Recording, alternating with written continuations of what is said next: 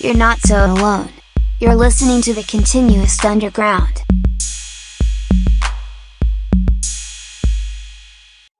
I could not have imagined a better way to end this day than listening to James Stanton's indie pop sensibilities and Tetsbita Sadikina's melodic and nostalgic poetry.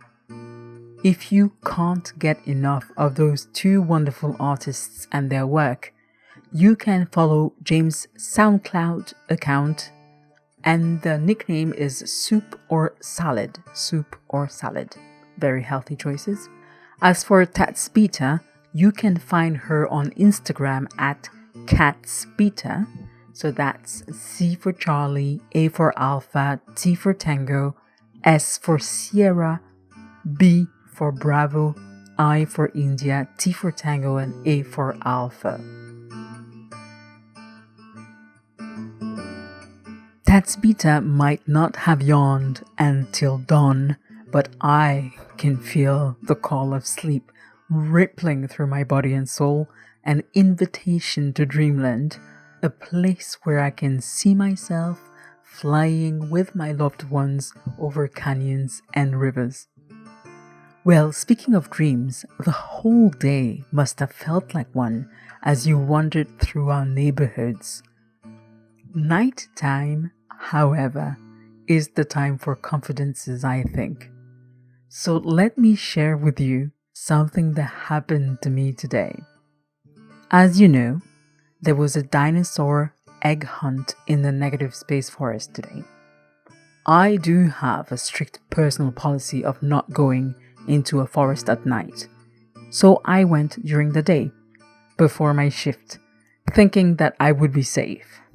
I could pretend I had the bravado of a Jurassic Park zoologist without never having to prove it, because I don't look anything like someone who would be cast for the never-ending Avengers franchise. Anyways, I was walking by myself in the woods when I heard a cracking sound. And this is how my adventure ended, as I exited the woods at an unsuspectedly high velocity, a feat I cannot reproduce under normal circumstances. Amazed by my own lack of courage, I decided once I was back on DB Street that I needed to regain some level of self-confidence. What better way, I thought to myself, which is often how you don't realize you've actually had a terrible idea. What better way than to convince the theater ghost to finally leave the land of the living? So, I went to the Marx Mega Theater, located the ghost, asked her to make herself comfortable, forgetting in my priggishness that I was not the one living in the theater, and after the usual boring introductory small talk, I told her that I thought the time had come for her to deal with her attachment issues and leave. Because if death is not the ultimate way to know when the time has come for you to go, what is? As I was explaining this to her, the theater manager, whom I had not seen come in, interrupted me abruptly and asked me to leave. I turned my self-righteous desire for self-assertion against the unsuspecting manager and tried to shame her for using a ghost's unresolved attachment issues to get free labor. At this point, the ghost interjected. It was as if she was seeing right through me.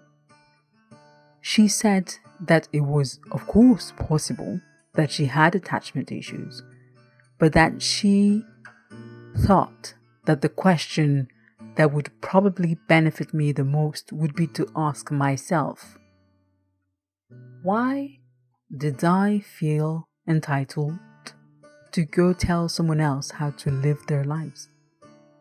Lack of virtue, after all, could not logically be used as a justification for arrogance, disrespect, and trying to control someone's life. So here you have it, listeners, what I supernaturalistic expialidociously learned today. Alas, the time has come to say goodbye. Don't worry though, I am not going to start singing Mr. Sandman, Rockabye Baby, or Twinkle Twinkle Little Star. I will, however, take the time to thank you for choosing to spend your time with us. We do not take your attention for granted. Our collective thanks go to the many artists who have contributed to the radio edition of Not So Alone, which is ultimately all about connection. Thank you for your writing, your songs, your performances. Thank you to all the voice actors who have put their voices and talent at the service of different writers. Don't forget that there is a companion zine to the radio show if you want to read the texts that have touched you or dive into new visual universes. There is always more to discover in the complex and vibrant world of our city, and we are also grateful to our talented visual artists and graphic designers for bringing it to life. We want to thank you, all the student businesses who have trusted us with the promotion of something that is dear to your heart.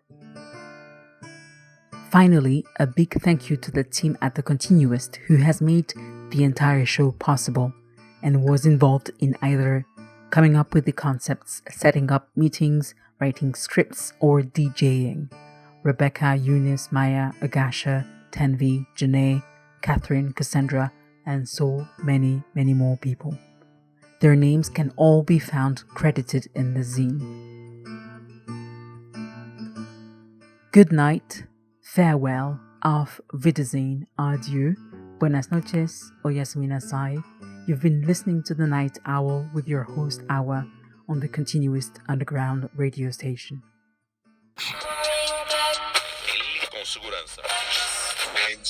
Venus Health.